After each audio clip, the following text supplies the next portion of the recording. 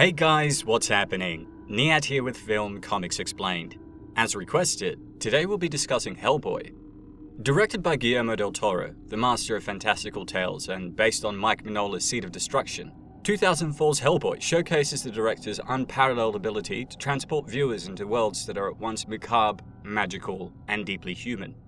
Combining dark fantasy with action-packed sequences and a pinch of humor, the movie offers an atmospheric dive into the paranormal realm, complete with Nazis, elder gods, and of course, a big red demon with a penchant for cigars.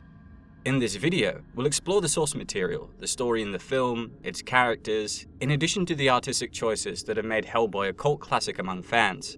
Code red. Hey, they're playing our song. Come on, champ. Let's go fight some monsters. Originally published in 1994, Seed of Destruction is the inaugural story arc of Mike Mignola's Hellboy series. It effectively introduces Hellboy's origins during World War II.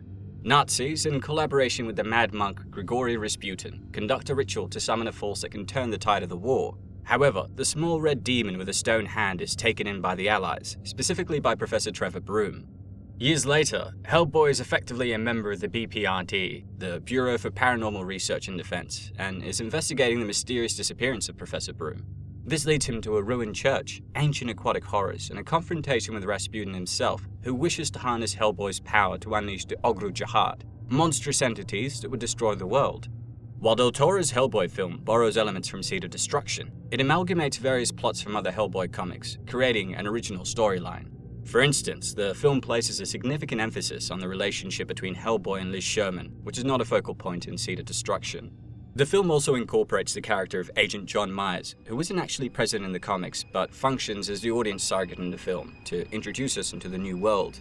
1958, the occult wars finally come to an end with the death of Adolf Hitler. Hitler died in 45. Did he now?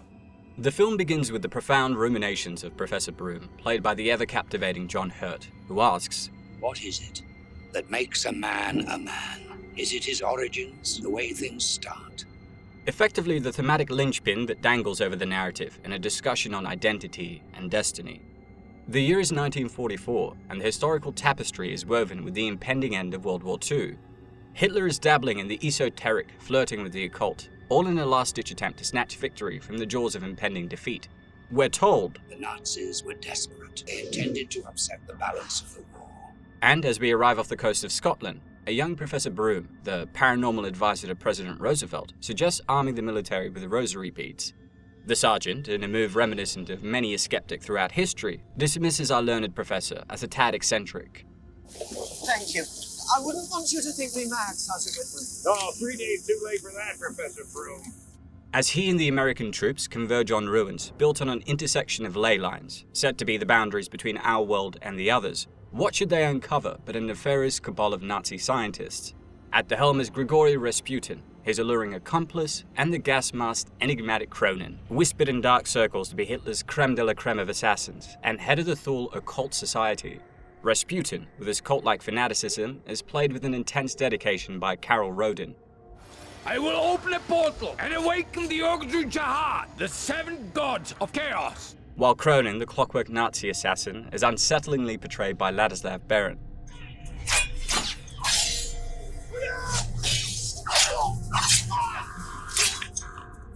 The tension ratchets up when Rasputin, ever the cosmic enthusiast, latches onto a device, his passport to another dimension, forcing the Americans to intervene in World War II once again. Enter Cronin, showcasing his deadly artistry by killing many and injuring the professor in the fray, but Broome, displaying his grit, finds a grenade and propels it beneath the ominous portal. In a ballet of desperation, Cronin scrambles to disarm the threat, but it detonates, sending the portal into oblivion. Despite our gas-masked antagonist getting impaled by a large portal shard, he disappears before the soldiers could locate his body. As for Rasputin, he's inhaled by the very portal he sought to command in a delicious example of cosmic irony.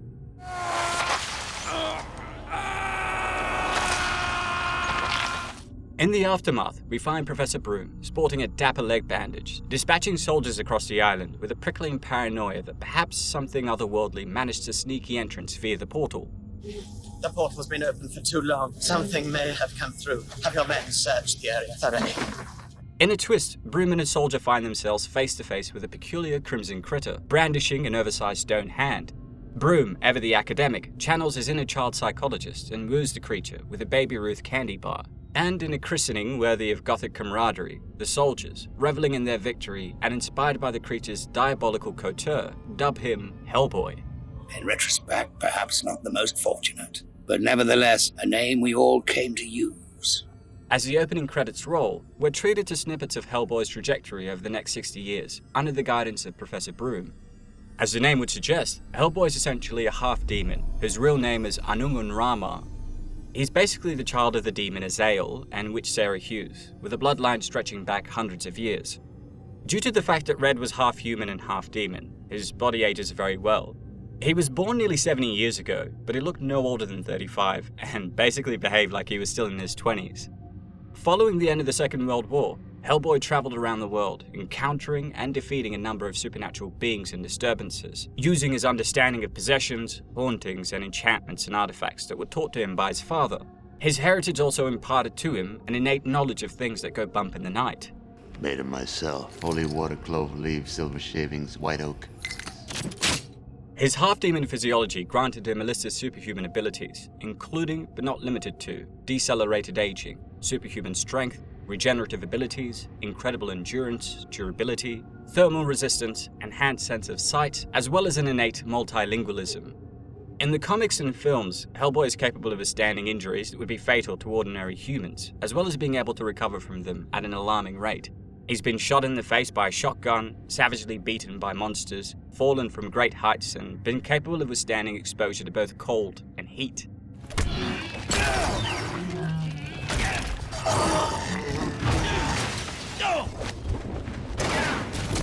As we see throughout the films, Red's fighting technique is pretty basic, with the use of handguns at a distance. Though it should be noted that he prefers to get close, which allows him to use his incredible strength and right hand to smash into his enemies.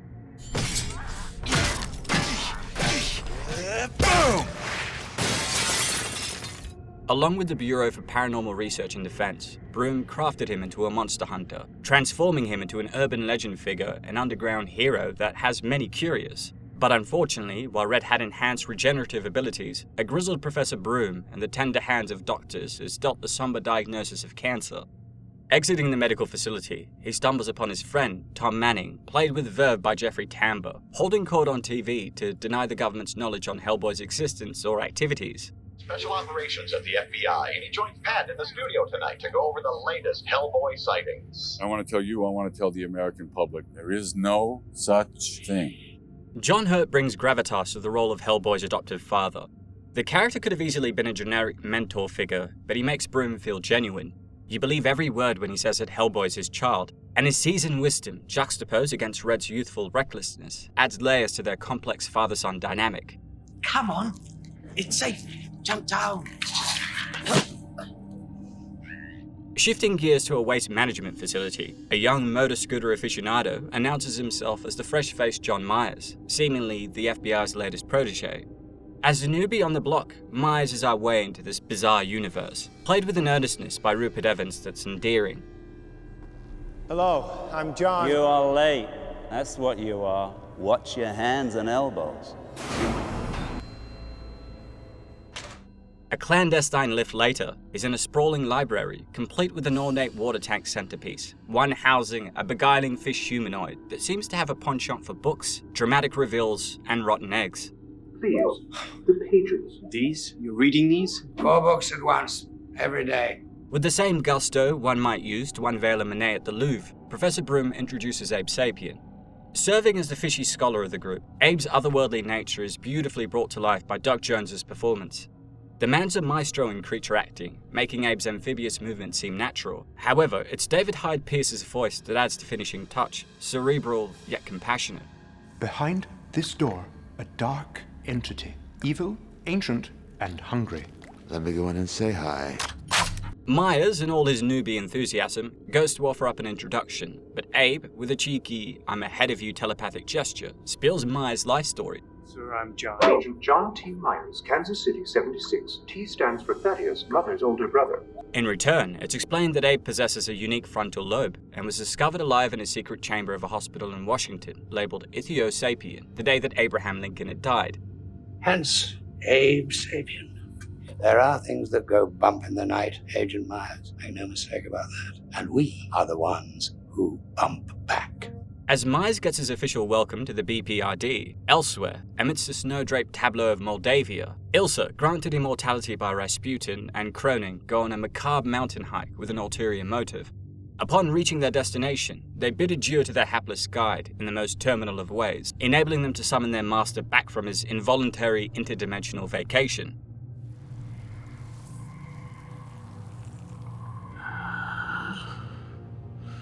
Back at the BPRD, Myers gets a crash course on their otherworldly operations and is introduced to the no-nonsense Agent Clay, and then the Crimson Crown Jewel, the grown-up Hellboy, in a tour de force performance by Ron Perlman. You saw the fish guy, right? Oh, yeah.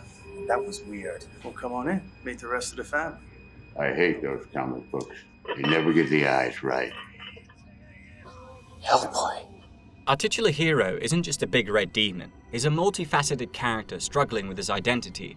With a rebellious demeanor and a craving for cigars and cats, Hellboy's rebellious teenage phase seems to have extended into his 60s. And it's safe to say that Hellboy's greeting is tepid at best.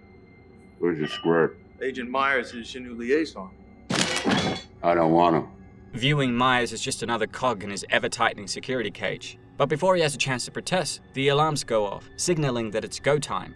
As the action pivots to a museum, the epicenter is some nefarious occurrences. Broome, affectionately called father by Hellboy, lays out the mission parameters.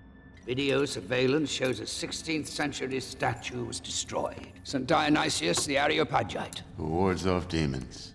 And so as Hellboy readies his iconic Samaritan, Abe dons his researcher hat, leaving no ancient stone unturned to help his colleague.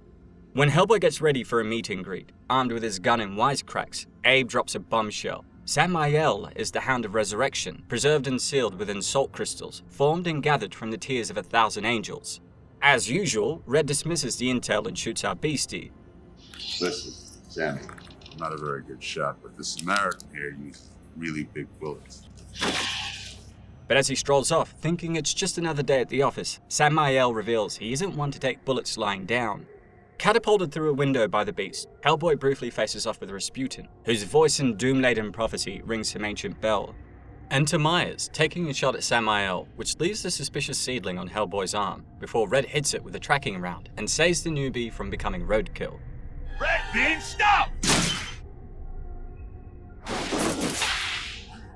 You alright? The action shifts gears to the subway, where the fireproof Red zaps Samael with a train track, before ditching the team and going radio silent to reunite with a literal old flame. What he doesn't realize is that for every hound that fell, 2 more would take its place.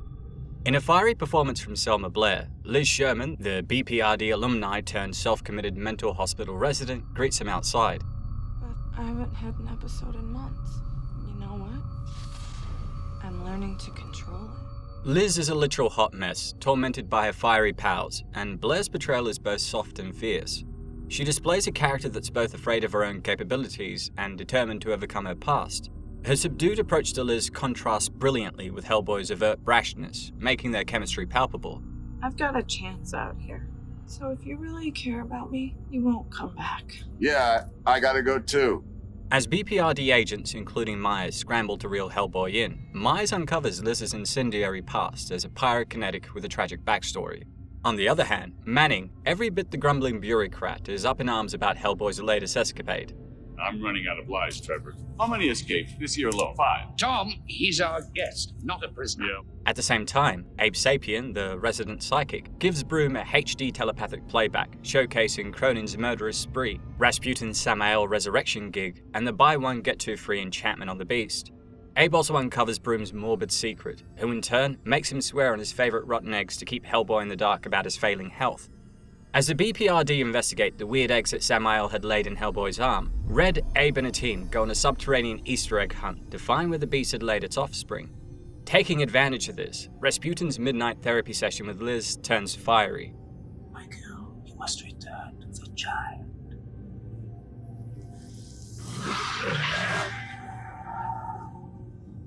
Delving into her darkest memories, he causes her to reduce the hospital to ashes and fulfill his plan of reuniting her with Hellboy. Back with the team, the underground expedition kicks off with them scouting for eggs. Abe, ever the Braveheart, dives into a cesspool of trouble, only to be ambushed by Samael.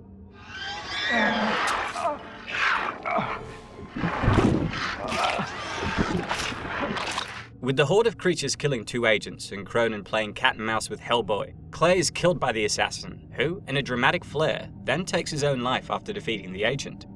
Subway stations aren't just for commuting, they're for epic showdowns, and always one to use the environment creatively. Our hero introduces Samael to the 915 Express, only to return and see nearly all of his friends had either fallen or were seriously injured because of his arrogance.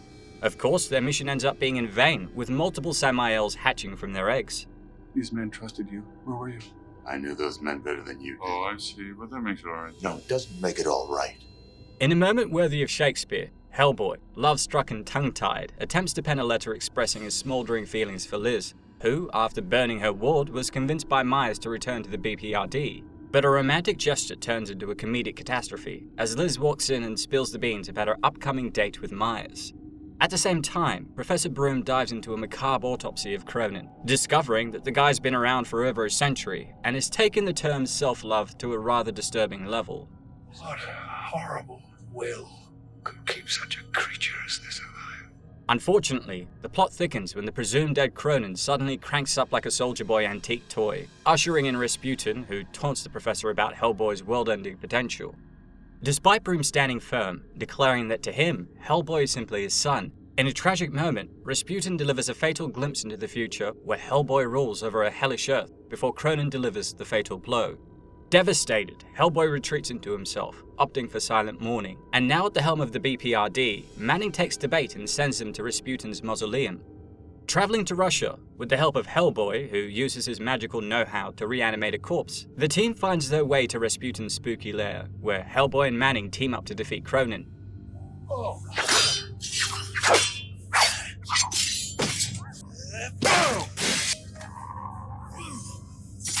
The film then heats up as Liz, Myers, and Hellboy discover the unholy egg chamber and multiple Samaels about to consume them, forcing Liz to unleash her inner inferno.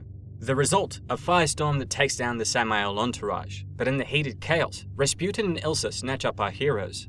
In a scene dripping with prophecy, Rasputin reveals his plan to make Hellboy release the notorious 7 gods of chaos using his right hand of doom. However, when Hellboy initially refuses, Rasputin takes the soul of Liz. In exchange for her life, Red ultimately agrees to fulfill the prophecy with a gut-wrenching shout of Anungun Rama, which grows his horns. Anungun Rama.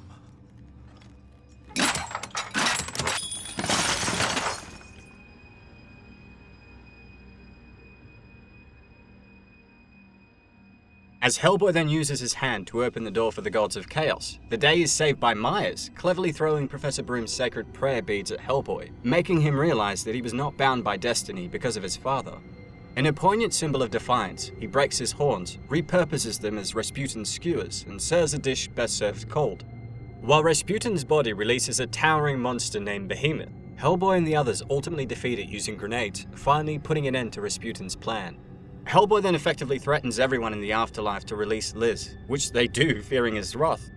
As a fiery kiss envelops Liz and our devilish flame-resistant protagonist, Myers, echoing Professor Broome's sage words, explains that what makes a man is the choices he makes. Not how he starts things, but how he decides to end them.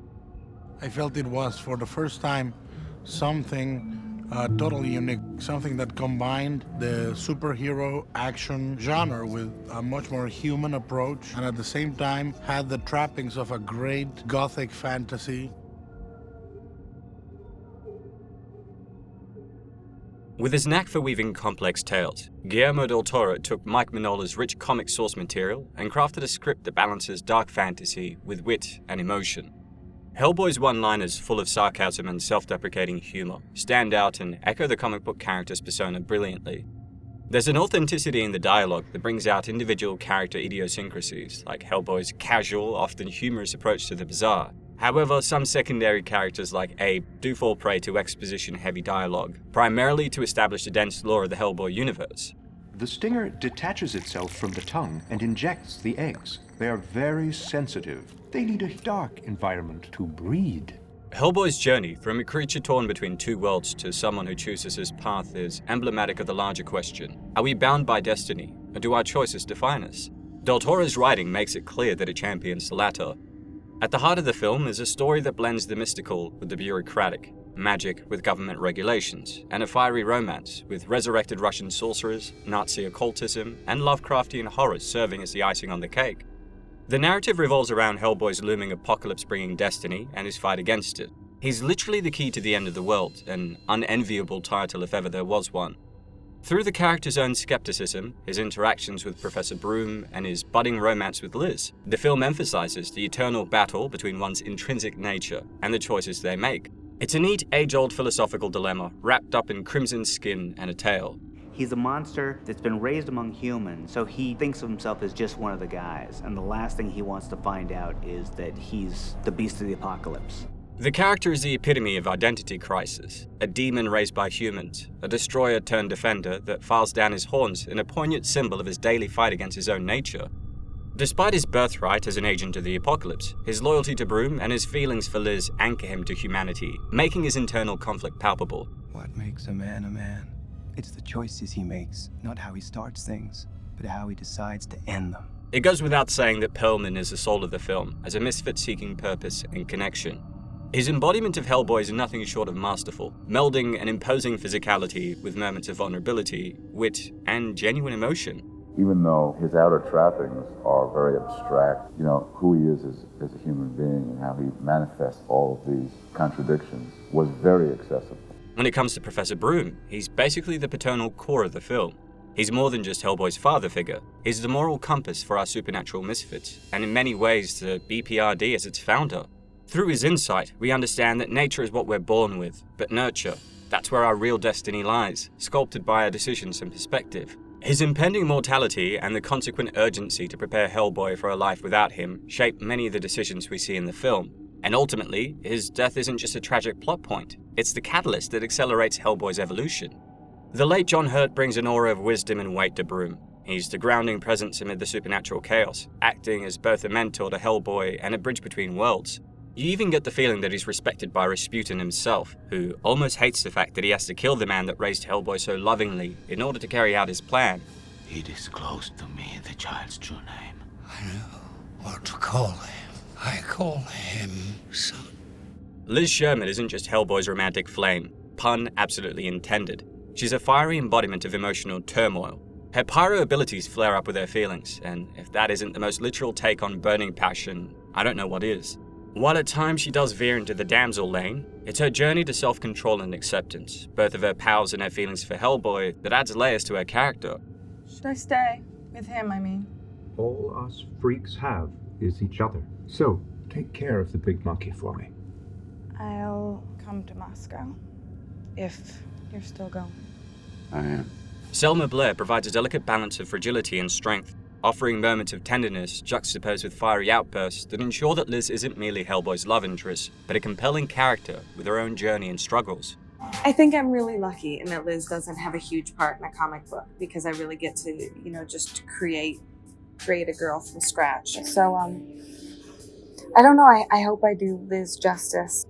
I felt that she could bring all that beauty that she has physically and all that angst that she's capable of projecting on the screen to a character that's both beautiful and flawed. The aquatic psychic known as Abe Sapien might be more at home in an opera house than a paranormal research facility. Delicately insightful and with a penchant for the dramatic, he offers both comic relief and a cerebral balance to Hellboy's impulsiveness. His telepathic abilities and the fact that he has to live in a tank make him vulnerable and isolated in a way that mirrors Hellboy's own ostracism. Look at them ugly suckers, Blue. One sheet of glass between them and us. Story of my life. While the rash actions of Hellboy often propel the plot forward, it's Abe's telepathic insights and intelligence that guide the team's next steps.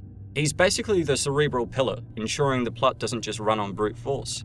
Doug Jones's physical performance as the amphibious Abe is a testament to his mastery in portraying non-human characters. His graceful, fluid movements bring Abe to life, while Pierce's voice work complements Jones's physicality, adding an intellectual and refined layer to the character. That's it, guys. Doug has finished the movie. A little champagne for the fish. John Myers is introduced to us as the Boy Scout agent, fresh out of the academy and trying to navigate a world far weirder than any manual had described. Through his perspective, we get introduced to the bizarre intricacies of the BPRD. What do you think you're doing? Helping you, Rupert Evans effectively plays the everyman thrust into an otherworldly scenario, going through an evolution of his own as Broome's replacement, through his character's attempts to understand Hellboy, his brewing subplot with Liz, and his function as the often-needed reality check. He ends up becoming precisely what the professor had hoped for. Myers was written as a way to bring the audience into the world of Hellboy. I think his involvement in the tapestry of the story becomes much more complex and interesting. The mystic Rasputin and his clockwork assassin Cronin serve as a dark mirror to the BPRD. While Hellboy wrestles with his identity, Rasputin fully embraces his, showing the consequences of unchecked ambition. Cronin, on the other hand, with his self-mutilation, exemplifies the lengths one goes to erase their humanity in pursuit of ultimate power. The blood in his veins dried up decades ago. Only dust remains. The resurrection and obsession of Rasputin provide the necessary antagonistic push for our main characters. His machinations, fueled by his absolute belief in Hellboy's dark destiny, keep the plot wheels churning. Carell Roden's notorious Rasputin is infused with the right amount of menace and obsession. He brings an eerie charisma to the screen, effectively portraying a villain who is both a historical figure and an occult-driven madman, while his loyal henchmen, both Cronin and Ilsa, are a chilling embodiment of loyalty gone wrong, a stark contrast to the more wholesome bonds within the BPRD. A lot of his physical appearance is based on my character. He's a real Del Toro character. Cronin is sort of a meek Nazi in a gas mask in the comic. Here he's a killing machine. Ladislav Baron's portrayal of the Nazi assassin is chilling, to say the least. Without dialogue to help him, Baron relies solely on his physicality to bring this eerie, masochistic character to life. Every moment is calculated, mechanical, and precise, making Cronin a memorable and terrifying inhuman presence throughout the film.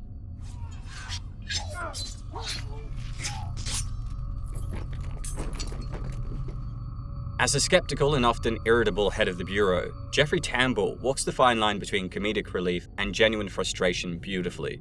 His dynamic with Hellboy provides the film with a touch of levity, and Tambor masterfully conveys the character's gradual shift from being disgruntled to his reluctant acceptance of them needing Hellboy. He effectively goes from despising him. This whole thing is a farce. After you've captured every freak out there, there's still one left, you. To both trusting and respecting him, realizing that Broome was ultimately right in that, despite his exterior, the kid was good. Thank you. Thank you. The script's genius lies in its ability to balance the supernatural with the profoundly human, and Guillermo del Toro, known for his affinity towards creatures, dark fairy tales, and the supernatural, brings a touch of poetic eeriness to Hellboy. He's a force of nature. You just know that every single aspect is filtering through the smartest guy on the whole scene. I fully believe in the trickle-down theory, and Del Toro being at the helm of this production definitely trickles down to all of us. If you wanted to insult him, you could say that he was fat. But if you wanted to be truthful about it, I think you could say that he needs to be to contain his heart, because it is enormous. The build-up, especially during the first act, is meticulously crafted, giving viewers insights into the BPRD and its varied members, in addition to this weird world we're being introduced to. However, the middle, loaded with action sequences, sometimes rushes through crucial character development moments.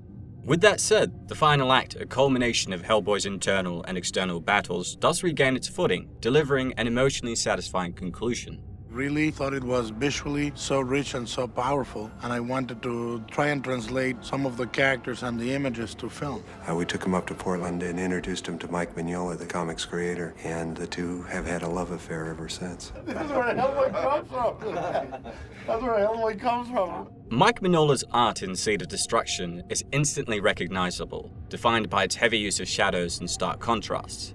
The aesthetic leans heavily into the gothic and the grotesque, with many of the panels in his comics feeling like they could have been carved in stone.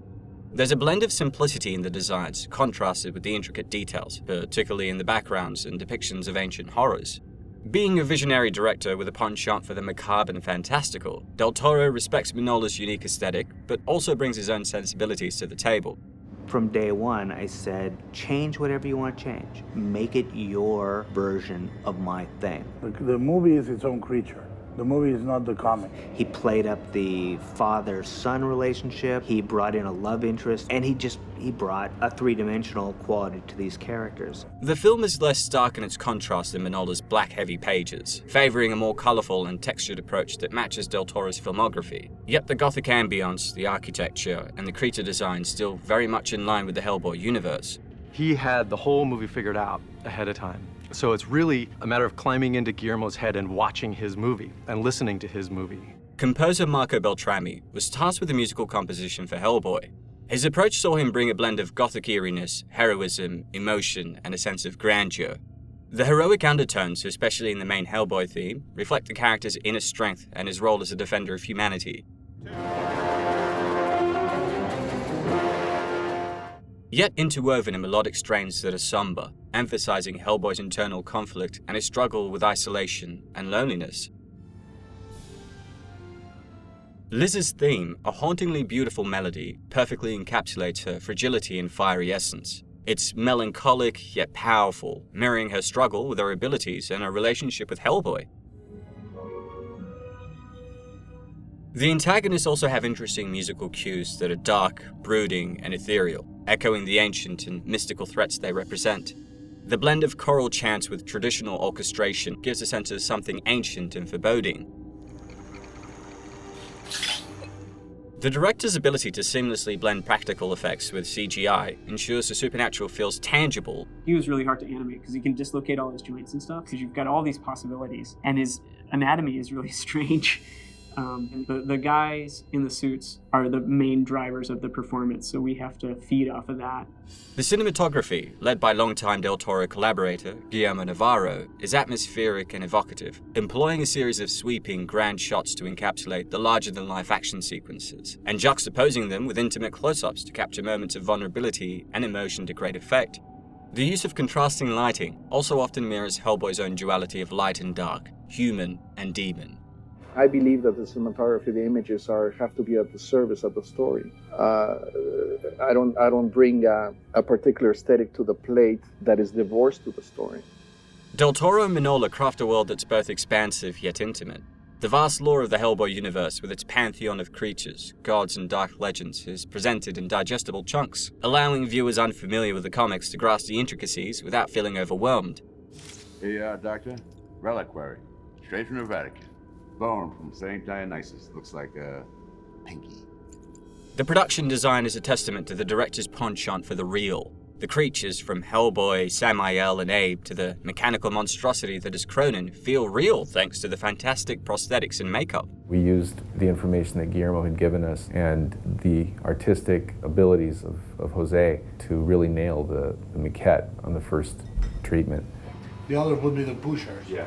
It's just great. It's great that someone pays attention to how much work we put into this stuff, because mostly they don't.